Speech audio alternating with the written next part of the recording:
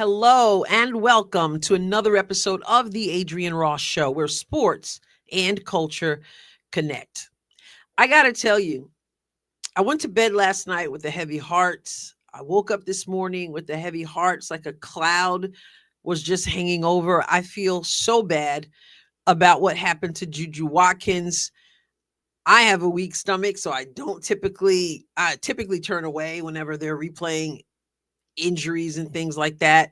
But I was there in the live chat, and obviously we saw it. We looked at it again. We tried to evaluate it. And I did a video after the live stream, after the game ended between USC and Mississippi State. And at that time, it was not definitive that it was a torn ACL, although of course that was what people were saying. That's what it looked like. We didn't want that to be the case. Obviously, we didn't want to consider it. And shortly, I guess, maybe by the time my video got up, that was the word, that it was a torn ACL. And it's like a gut punch. I'm not a huge USC fan or anything like that, but that doesn't even matter. I hate to see people get injured. And of course, JuJu is a tremendous talent. And I'm sure she had great hopes for this postseason. But I am praying that all will be well for her recovery, and that she will come back and be stronger. And I pray that during this time she doesn't lose heart, because it's not only the pain of it and the surgery and the rehab, but just from a basketball player's perspective, they want to be out there. They want to be playing. They want, and that's important that I just said that, because I'm going to get back to that. I gotta be careful as I say this. I want to be careful. I have to talk about this, right? I'm very sensitive about timing and knowing that there's a proper time to get into some things and stuff like that. And I understand what this is. The JuJu Watkins, the fan she has, her family, herself, all of it, her team. I want to be careful in how I say it, but I gotta talk about it. I have to talk about it, but I'm gonna do so as gingerly as possible. I gotta give some advice to JuJu's coach, Coach Lindsay Gottlieb. I have talked about in live streams, even at the beginning of this game. Now, she got hurt early in the game, but even before that, I mentioned some things. I did a video maybe a week and a half ago about JuJu.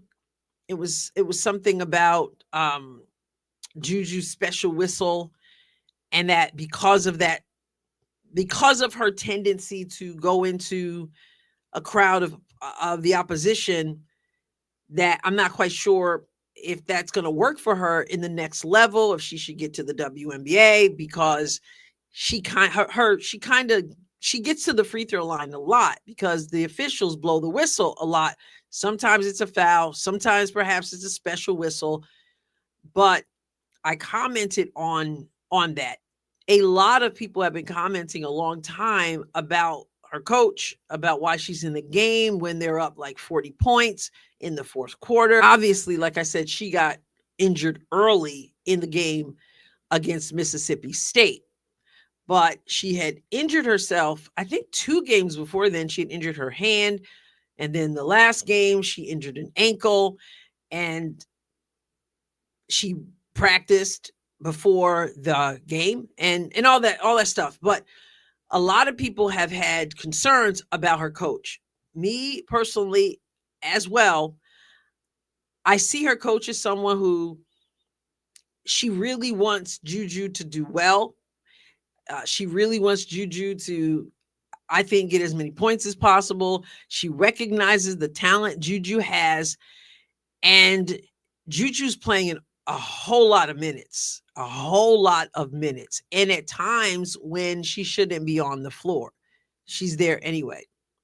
I'm not here to bash her coach. I'm just here to offer a perspective and advice that if I had the ear of her coach, I would share with her.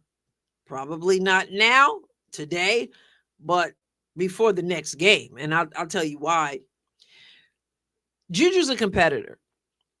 And this coach has allowed her to kind of do her thing. And to a certain extent, that's good. You take great players, you don't want to rein them in too much. Same thing they experienced in Iowa with Caitlin Clark. You don't want to totally, there are coaches who don't know how to coach a JuJu or Caitlin because they totally kill their fire. Some people feel that's what happened to Paige, although Paige went off last night. But some people feel that's what happened. A lot of coaches, it's their system, it's their way, and they can't veer from that at all. And that can kill the spirit of a player. As much as you want to encourage the spirit of a player, you also have to rein them in somewhat. With JuJu, when I watch her play, I don't see a whole lot of reining in. I see a lot of JuJu going 1-on-2, 1-on-3, etc., and not passing the basketball. And to me, it's not a good thing. And I talked about that in that video about just going into a crowd of people because the officials will bail you out. And that's not a good thing for her. And JuJu's going to do that because her coach has obviously given her the green light. And everybody around her has to respect that. She's given, when I say respect that, I mean they have to obey that. She's given her the green light to go out, to do her thing. And so JuJu, being a player, being a competitor, being someone who wants to put the ball in the basket and who can put the ball in the basket, is obviously going to do her best to put the ball in the basket. She can create her own shot. The reason why she takes it to a couple players or more is because she can. She can because her coach says she can, and she can because she's seen that she can, that she has the ability to do that. But that doesn't mean that that's the right thing to do in all these circumstances. And I think this is where coaching comes down to it. So let me tell you, early in the game, remember she got hurt early in the game, but even earlier in the game, I commented during the live stream, JuJu Watkins drew a foul in a situation where there was a player open. I said, JuJu has to pass the basketball. She can't just go into people and not give up the basketball. 1, 2 possessions after that, same thing. Players open, JuJu's going to the basket.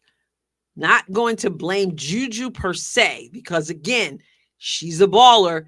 She knows she can. She can either create that shot and finish, or she get to the foul line and score points that way. But I want to look at the injury again, and I want to show you what I mean.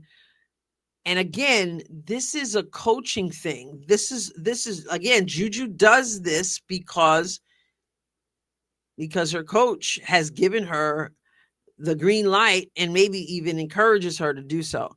So we're going to look at this again, and you're going to see what I mean. I'm obviously not trying to trash JuJu, not trying to trash her coach, but I think that this is important. And I think it's important for this coach, not just for JuJu, but how she handles other players, as we saw last night. So let's go back to that injury. So here you can see JuJu with the ball here, and you can see a defender over here. Hopefully you see my mouse, my pointer, and you see this defender over here. Now over here, and I am not able to see exactly who that is, but over here, there's a player, her teammate. All right, so let me hit play. These two close in pretty quickly, and this other player is totally out of our sight. Open. Has to be open because you've got 1 opponent, 2 opponents, 3 opponents, 4 opponents, 5 opponents. And so obviously there's nobody over here because they closed the gap over here. All right. At first, back it up. At first, you can see there's space for JuJu, right? She's a little bit behind. There's space, but they close in pretty quickly. All right, we're back at USC. And so they both are here, which means her teammate over here is open. So let's continue. Let's take a couple of looks. Okay. And so I really don't. So what happened with JuJu? Okay. I don't want to show all that and all that, but here's where she goes down. Grabbed at her. Okay. So she goes down. So I'm going to go back And I know there's some talk about whether there are people who really think, and it's possible that the knee just gave out, right? The contact was minimal, but she may have even torn the ACL before she even got bumped a little bit. But as you can see here, JuJu may even be the one who initiated the contact. You see her elbow is out here. I'm just going to slow. Her elbow is out here, and she may have initiated the contact. It's hard to see from that angle, but here, and then when she steps right, some people think before much contact, she was already, the knee was already buckling. I don't know. I guess that'll be a source of conversation, but that's neither here nor there, really. I mean, it is, because there are a lot of people who are saying this was on purpose and all that. That's nonsense. Things happen. But in any case, here she is, and there's not enough contact for her to do such damage. And even if there was, it obviously wasn't malicious. But in any case, my point is, here's JuJu. She's got two players around her, and she's got a teammate who ran the floor as well over here, and she's open. But JuJu does what she does, and that is attack the basket. Sometimes draws the foul, often draws the foul, and she did not. She did not give up the ball in this situation. And it's possible, if the knee just gave, that it was going to happen regardless of whether she passed the ball or not, just as she was streaking down the floor. I don't really know that. All I know is that the coach, from times where she just leaves JuJu on the floor constantly, to her practicing the day before, it was her right knee that the ACL tear was on her right knee. The ankle injury was on her left knee. Sometimes when you have an ankle injury, I know about ankle injuries, I know about knee injuries. Sometimes when you have an issue with, one side, you overcompensate on the other side, even without realizing it. And so maybe after the ankle injury, she practiced the next day, she did shoot around that day, she's putting more pressure on that one. I don't know what caused it. It happened. Those things happen, sadly. But as a coach, I'm hoping she rethinks the amount of minutes JuJu plays, and JuJu being on the floor at times when she doesn't need to play. And I know, of course, JuJu's going to want to be out there. She's a competitor, just like she's going to want to go 1-on-2, 1-on-3. And her coach is giving her that, lets her do it and doesn't correct it. But as the coach, okay, JuJu, you're going to come out, right? You were up 40 or up 30. It's like fourth quarter, 3 minutes left. Why are you on the floor? That's why the coach is the coach. That's why you're in that leadership position. So what does that have to do with me saying I would wish she could hear some advice before the next game? Has to do with Kiki Iriafen. Kiki came up big in this game. 36 points.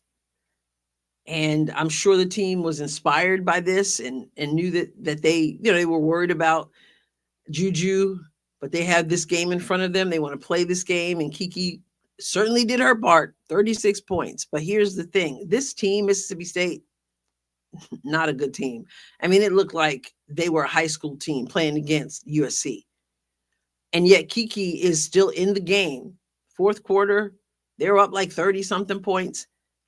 Coach Gottlieb still has Kiki in the game. Why? And this is my point. All the many minutes JuJu has, all the unrestrained play that JuJu has, and yet after she goes down even, you're well ahead in this game. And Kiki is still on the floor, end of the game, close to the end of the game, 30-something point lead, and you've got her still on the floor. I don't know what the deal is. I don't know why. I don't know if she's just nervous and thinks that, oh my goodness, they're going to come back from like that in like a few minutes. I don't know, but I think this coach has to rethink the way she's coaching. I know when it comes to JuJu, she thinks that she's just doing the best to let her shine and let her do her thing and possibly get a scoring title and all this stuff. And she just kind of seems to have this real affinity for JuJu in a way that it's like, let her go, let her soar. And JuJu's got great talent. Again, you don't want to hold her back too much, but you've got to be the coach. And so I just hope that she rethinks that. So she obviously didn't last night because there was Kiki. Now, how will USC do without JuJu? Obviously, they did well last night. How will they do going forward? Well, that remains to be seen. It can go either way. Sometimes a team will play better, believe it or not, without their star player at times, because they are playing like a team. A lot of times when you have a coach, the way she handles JuJu, and you have JuJu with the talent she has, a lot of times players do more watching another player, the star player, do her thing than becoming involved. And then when that player is not on the floor, there's a certain way that the team operates that ends up working out well for that team. Sometimes it goes the opposite because the team is so used to, okay, she's going to do her thing. She's going to get her buckets. She can make her own, get her own points at any time. Then they're not used to being so actively involved in that. And the coach has a different way of coaching, because now what, right? So it can go either way. Either they are like, oh, we've been standing around. What do we do now? Or it is like, okay, so now we're going to step up and we're going to play like a well-oiled machine. We'll find out what it looks like for USC. Again, I just wanted to tread lightly. It's just my dear JuJu's coach episode. Like, rethink how you're coaching JuJu.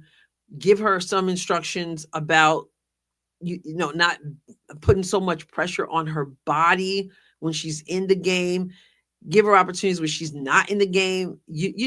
I mean, when you're up like 30, 40, like that, in case you didn't know, that's a good time to give her some rest. She's young. She's 19. She wants the ball. She doesn't want to. You be the coach. You tell her, you coming out of the game. And then now with her out, you got other players, same thing. Now it's probably, I don't know if they're going to see another 30, 40 point lead. I don't know, because this is where it starts to get tougher in the Sweet 16 and stuff. A lot of these games I don't even like to watch until right about now, because I don't enjoy 30, 40, 50, 60 point blowouts. Like, and there's too much of that in women's college basketball. There's so much of it, which is one of the reasons why I don't watch that much until it's like, okay, this game looks like it might be a good game, because I don't want to see that. I seriously don't want to see 60-point lead. And I definitely don't want to see a JuJu Watkins in the game with a 60-point lead, 30-point lead and all that, just getting the score up. That's not good. So anyway, continuing to pray for JuJu. I wish her well. And man, what a blow to her. I mean, the team as well, but to her personally. Dear JuJu's coach, just my thoughts, not blaming anybody for it. I'm just saying, going forward, it would be good if these things were taken into consideration. What are your thoughts? Get in the comments, be respectful. Subscribe to the channel if you haven't done so. I'll catch you next time, God willing. God bless you abundantly.